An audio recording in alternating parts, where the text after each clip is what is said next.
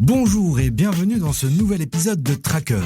Je suis Salim Nesba et je vous propose de prendre un peu de recul aujourd'hui, alors que les marchés ont enchaîné les fortes baisses depuis l'imposition par la Maison-Blanche de droits de douane à l'ensemble de ses partenaires commerciaux mercredi dernier.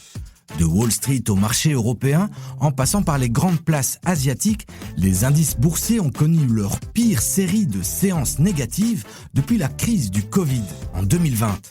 Comment la situation est-elle perçue par les investisseurs, notamment les plus jeunes d'entre eux? Comment réagir et prendre de bonnes décisions dans ce contexte?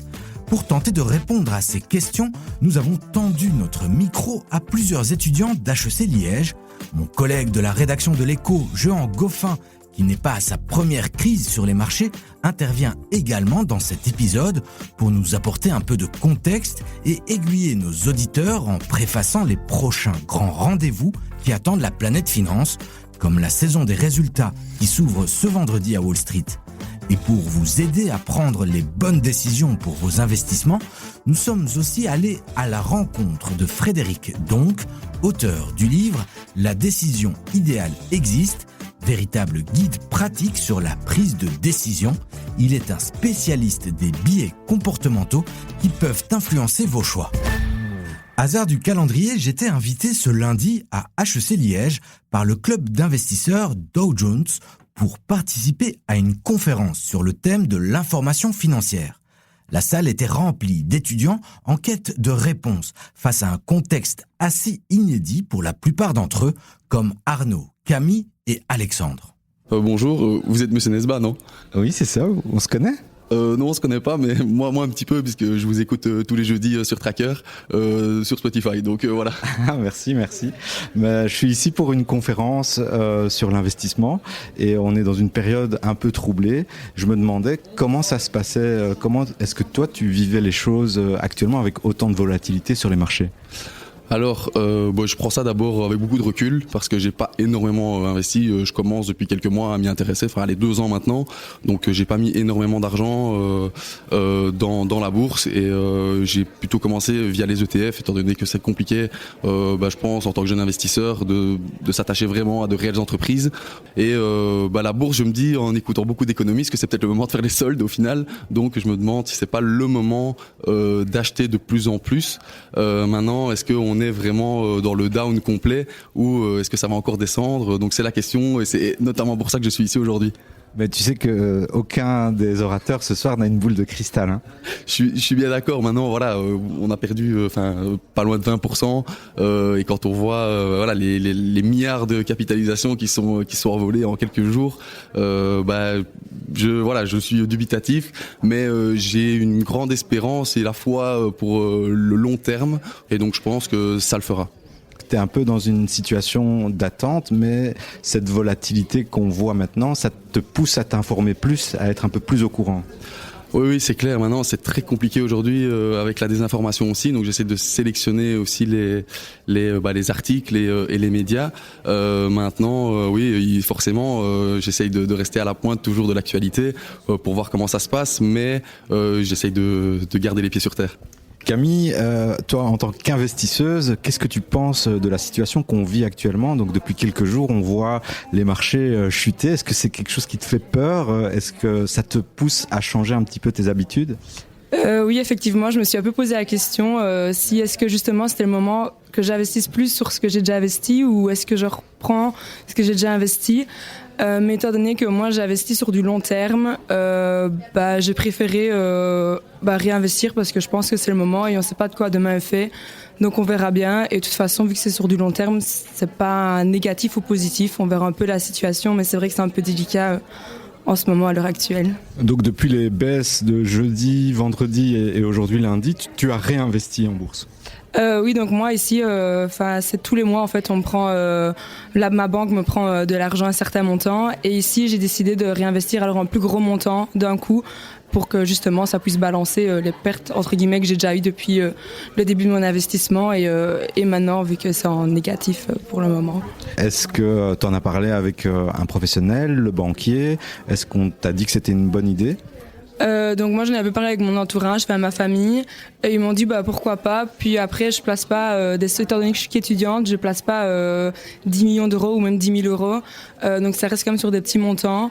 Et je me dis que si je peux le faire maintenant, autant le faire. Alexandre, est-ce que toi, la situation qu'on vit actuellement de volatilité, de nervosité sur les marchés, ça te rend plus nerveux ? Plus que nerveux, ça m'effraie. Quand j'ai vu l'ouverture des marchés ce matin, l'ouverture de la bourse, j'ai compris que j'avais perdu énormément d'argent. Mais moi, mon impression là-dessus, c'est que ça va remonter, mais pas à court terme, plutôt à long terme alors. Toi, tu restes quand même optimiste et tu te dis que ça peut remonter. Juste une dernière petite question, Alexandre. Comment tu fais entre les cours ? Tu regardes vite dans ton application et tu regardes un peu plus souvent, j'imagine, que les autres jours. Alors, je dois dire que pendant le mois de décembre, je regardais extrêmement souvent pendant les cours, entre les cours et après les cours, car je voyais mon portefeuille en vert, tout simplement, mais que maintenant, je n'ose même plus regarder.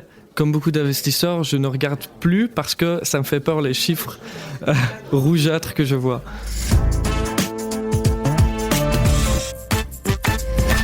On l'entend, l'heure est à l'incertitude dans le chef des jeunes investisseurs et chacun y va de sa propre interprétation. Les marchés vont-ils se reprendre rapidement ou sommes-nous qu'au commencement d'une longue période de vaches maigres ? À la rédaction de l'Écho, nous n'avons toujours pas de boule de cristal pour répondre avec précision à cette question, mais des journalistes qui suivent l'actualité des marchés au quotidien, comme Jehan Goffin. Avec lui, nous allons à présent voir quels sont les grands catalyseurs de la crise actuelle et quelle visibilité s'offre aux investisseurs ces prochains mois. Jehan, bonjour. Bonjour. Alors on vit une période compliquée sur les marchés. Depuis le 2 avril, surtout, il y a beaucoup de nervosité et on a l'impression d'entrer en terre inconnue. Est-ce que tu partages cette impression ? Oui, concrètement, pour les marchés, on est en terre inconnue dans le sens où le côté imprévisible de Trump déroute les investisseurs. L'année passée, quand les banques ont présenté un peu leur perspective 2025, l'une des conclusions des banques, c'était que la bourse allait jouer un peu le garde-fou pour la politique économique de Trump, disant que Trump regarde beaucoup ce que fait le Dow Jones et que si les marchés allaient chuter lourdement, ce qui est le cas actuellement, Trump allait un peu modérer ses propos pour rassurer les investisseurs, ce qui en fait n'est pas le cas du tout aujourd'hui, contrairement à son premier mandat. Et c'est ça qui surprend les investisseurs. Ils se demandent jusqu'où va aller Trump. Pour l'instant, Trump a dit pas de pause, c'est pas dans son intérêt, puisque de toute façon, il voit que les pays veulent négocier avec lui. Donc lui, il continue sur sa ligne, et c'est tout à fait compréhensible. Et donc les marchés sont vraiment inquiets. Ils sont aussi surpris par la réaction chinoise. Beaucoup pensaient que les Chinois allaient avoir une réponse très modérée, c'est ce qu'on avait eu au premier mandat de Trump, et en fait, les investisseurs ont été surpris par ce retour de flamme des Chinois qui ont dit on va aller jusqu'au bout, c'est ce qu'ils ont dit ce matin, et vraiment voilà, c'est quelque chose à laquelle ils ne s'y attendaient pas du tout. Et alors, t'es pas à ta première crise sur les marchés, en quoi ce qu'on vit maintenant est particulier, singulier ? Alors pour moi, c'est pas une crise singulière. Pour moi, c'est une crise comme une autre. On voit, par exemple, que le VIX, donc c'est le fameux indice de la peur qui mesure la volatilité des actions américaines. Il est à un niveau qu'on a connu au début de la crise Covid. Donc on est à un niveau certes haut, mais on n'est pas à un niveau historique en termes de volatilité. Donc pour moi, c'est une crise comme une autre. Quand on est investisseur long terme, ça fait partie des règles du jeu de pouvoir encaisser un regain de volatilité comme on connaît aujourd'hui. Mais si on investit à long terme, on sait que les indices boursiers vont à un moment ou à un autre digérer cette crise et passer à autre chose. Alors dans le service Investir à l'Écho, toi, tu surveilles particulièrement la macroéconomie et si on veut prendre un peu de recul par rapport à la période qu'on vit actuellement, on voit que notamment dans ton interview que tu as fait hier avec l'économiste en chef de la banque Lombard-Odier, que le point de rupture, il sera plutôt cet été qu'on pourra le percevoir, parce que là, on aura des données qui montreront si oui ou non on est entré dans une période de récession économique. Oui, c'est ça. Et surtout, selon Samy Char, c'est cet été qui sera le point de rupture parce que à ce moment-là, les entreprises, si rien n'a changé par rapport à la situation actuelle, les entreprises vont cet été commencer à annoncer des suppressions d'emplois. Donc c'est vraiment là que ça va être la catastrophe économique. C'est là que l'impact économique sera le plus important parce que les entreprises actuellement, comme elles voient qu'il y a des pays qui négocient, se mettent en mode wait and see, attendent de voir où on va. Mais s'il n'y a rien qui est annoncé d'ici l'été, là, elles vont vraiment décider de supprimer de l'emploi, réduire leurs coûts, etc., pour essayer de faire face au ralentissement économique mondial qu'on attend dans les prochains mois. Et d'ici là, donc beaucoup d'incertitudes, chose que les marchés détestent par-dessus tout. Oui, tout à fait. Ce qu'on attend dans les prochaines semaines et jours surtout, en fait, c'est la saison des résultats qui va commencer à Wall Street à partir de ce vendredi. Pour l'instant, on attend encore des bonnes choses, c'est-à-dire que en moyenne, les analystes attendent une croissance des bénéfices de 7%. Et ils s'attendent toujours à une croissance positive pour les trimestres suivants. On est aux alentours de 9 à 11% pour le deuxième et le troisième trimestre. Mais si les entreprises américaines disent dans leur communiqué on est très prudent et on s'attend à de gros impacts sur nos activités pour les prochains mois, là, ça va peut-être relancer une forte baisse sur les marchés parce que les investisseurs et les analystes vont devoir revoir à la baisse leurs prévisions des bénéfices pour les prochains trimestres. Donc la saison des résultats s'annonce particulièrement scrutée par les investisseurs.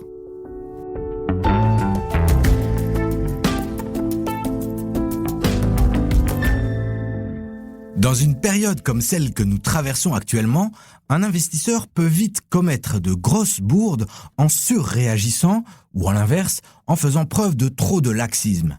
Comment réagir dans des périodes aussi volatiles sur les marchés ? Faut-il tout changer tout de suite ou attendre calmement que les nuages se dissipent ? C'est la question que se posent en ce moment les investisseurs, notamment dans notre groupe Les Traqueurs de l'écho. Je vous propose d'écouter l'avis de Frédéric Donck, spécialiste de la négociation et de la prise de décision. Il est l'auteur du livre « La décision idéale existe ». Frédéric, bonjour. Bonjour. Première question, quels sont les biais comportementaux qui peuvent influencer une prise de décision, surtout quand on pense à tous ces investisseurs qui actuellement sont en train de se demander s'ils ne doivent pas agir sur leur portefeuille ? Alors, la première chose qu'il faut dire, c'est dans quel contexte on parle. Et aujourd'hui, on a l'impression qu'on est quand même dans un contexte de peur. On voit l'indice de volatilité qui est haut, le fameux VIX, et ça dit tout du côté neuroscientifique. La peur est un facteur perturbateur important dans la prise de décision. Donc j'ai envie de dire, assez immédiatement, dans un contexte de peur, il est urgent de ne pas prendre de décision. La peur est un des facteurs perturbateurs de la prise de décision, il y en a d'autres. Il y a les biais cognitifs, il y a les émotions, et puis il y a, je rajouterais, l'intuition. Donc j'ai dû prendre énormément de fois des décisions, notamment d'investissement, et je me suis demandé quelle était la meilleure façon de prendre ces décisions. Alors, la première chose qui frappe, c'est qu'effectivement, il y a la peur comme perturbateur numéro 1, parce que en état de peur, notre cerveau fabuleux, le néocortex, qui fait la fierté de l'homo sapiens, nous ne l'utilisons pas. Nous basculons assez immédiatement dans ce qu'on appelle l'amygdale, qui vient court-circuiter notre capacité à réfléchir. On le sait. Pourquoi, en fait, c'est l'émission de cortisol qui vient, en une fois, paralyser notre capacité de décider et qui donc nous fait adopter des comportements très basiques, qui sont au nombre de 3, la fuite, faire le mort ou attaquer. La fuite, c'est vendre, faire le mort, c'est ne rien faire, c'est de paralyser, et attaquer, c'est acheter. Alors, le deuxième grand perturbateur de prise de décision, ce sont les émotions. Alors moi, je trouve ça intéressant qu'on parle aujourd'hui justement dans un contexte d'incertitude qui vient allumer une autre partie de notre cerveau, qui est le striatum et en particulier le cingulaire antérieur, parce que nous avons besoin d'informations pour décider et nous n'avons que très peu ou que trop. Je trouve ça intéressant qu'on ait cette conversation aujourd'hui, puisque j'aurais aussi adoré l'avoir il y a 2 ans, quand les marchés étaient hauts et que nous étions en pleine euphorie. Du côté des neurosciences, la peur ou l'euphorie, c'est la même chose, ce sont des très mauvais conseillers. Alors les émotions sont des mauvaises conseillères aussi. Prendre des décisions en état d'euphorie ou en état de peur ou en état de crainte ne sont pas des bonnes conseillères non plus. Et puis on arrive à la 3e chose, c'est là qu'on va parler plus profondément, ce sont tous les biais cognitifs en fait. On se rend compte que les biais cognitifs, pour faire simple, ce sont des raccourcis du cerveau. Le cerveau, comme je l'ai dit, n'est pas un allié fiable dans la prise de décision, surtout dans l'immédiateté, puisqu'il va venir en fait nous faire prendre des décisions en raccourci pour économiser de l'énergie. Le cerveau est un très bon gestionnaire d'énergie et donc il va faire l'économie de glucose, d'où les raccourcis de pensée. Et donc, il y en a un certain nombre dont on veut parler. Et le premier qui va nous intéresser, c'est l'aversion à la perte. On surréagit quand on est en train de perdre de l'argent, c'est ça ? Notamment, oui, ça a été exemplifié. On a vu en fait l'action conjointe au niveau de notre cerveau, de notre cortex singulaire, de notre striatum et de l'amygdale, en plus de l'insula. Ce sont tous des termes scientifiques, mais qui montrent qu'à un moment donné, la souffrance de perte est 2 à 3 fois supérieure en intensité au plaisir qu'on aurait d'un gain de même amplitude. Pour le dire plus concrètement, perdre 100 € va nous faire souffrir 3 fois plus que gagner 100 €, que le plaisir de gagner 100 €. Et donc, ça va effectivement influencer notre comportement au niveau de l'investissement, c'est-à-dire qu'on voit que soit on a trop d'optimisme, on va être dans l'euphorie, on va essayer de conserver une action, de valider une action quand on a un certain rapport, un gain positif, au lieu d'attendre. On aurait eu plus si on avait attendu, mais ça peut vouloir dire l'inverse aussi, que pour éviter une perte, on va se débarrasser d'une action un peu trop rapidement pour éviter la perte. Et donc ça, on l'a vu, c'est très fort documenté dans un certain nombre de théories neuroscientifiques.